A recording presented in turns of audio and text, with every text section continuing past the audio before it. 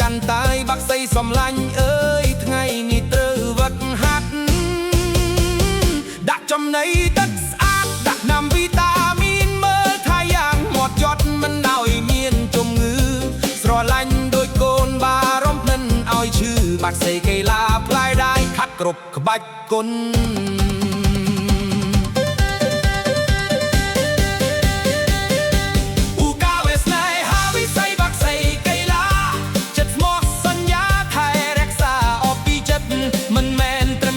គឺលើពីមិត្តភក្តិចិត្តដិត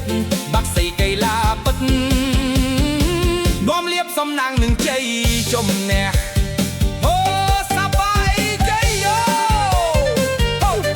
ហូហូហូហូហូ